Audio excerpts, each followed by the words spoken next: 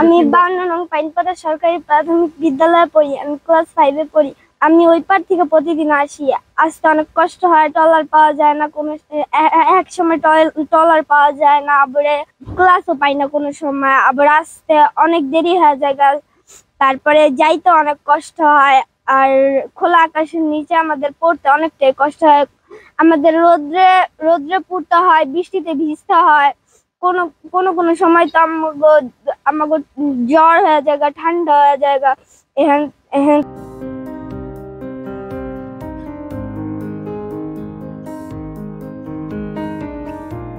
আমাদের স্কুল, আমরা খোলা আকাশের নিচে পড়াশোনা করি। আমাদের এক সময় ট্রলারে আসতে অনেক কষ্ট হয়, আমাদের স্যারেদেরও কষ্ট হয়।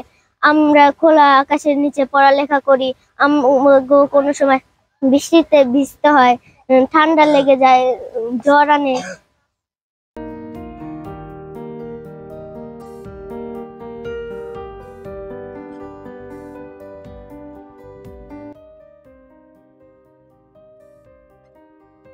আমাদের বাচ্চারা, বিশেষ করে অহনপুর বাচ্চারা আসতে পারে না, খুবই কম উপস্থিত হয়। আর বড় বাচ্চাদের আসতে করতে দেখা যাচ্ছে 4টা বাজে আমাদের ছুটি, নিয়ম অনুযায়ী 4টা বাজে আমাদের 4:15 বাজে ছুটি দিতে হয়। ছুটি দেওয়ার পর ওপার যাইতে তাদের একটু সমস্যা হয়। আবার আসতে দেখা গেছে ট্রলার অ্যাভেলেবেল চলে না। তারপর রোদ, অনেক সময় বৃষ্টি হয়, অনেক সময় বাতাস, আবার দেখা গেছে ধুলাবালিও এখানে আইসা আমাদের গায়ে লাগে। তারপরও আমাদের যেহেতু দায়িত্ব কর্তব্য, আমরা সময় মতো উপস্থিত হই, কিন্তু বাচ্চাদের আর আমাদের জন্য খুবই কষ্টকর।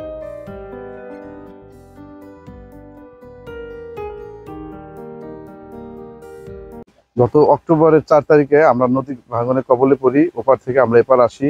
এখন আমাদের এই ছেলে মেয়েদের খোলা আকাশের নিচে ক্লাস নেওয়া লাগছে। কোমলমতি শিশুরা, তাদের পয়ঃনিষ্কাশন বাথরুমে যাওয়ার মতো পরিবেশ নাই।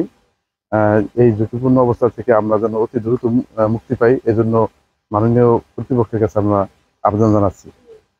আমাদের ঊর্ধ্বতন কর্তৃপক্ষ আমাদের এই 52 নং পাইনপাড়া সরকারি প্রাথমিক বিদ্যালয়টি তারাও স্থানান্তরের জন্য এলাকাবাসীর সাথে আলাপ আলোচনা করছে এবং তারা অতি শীঘ্রই এ ব্যাপারে ব্যবস্থা নেবে।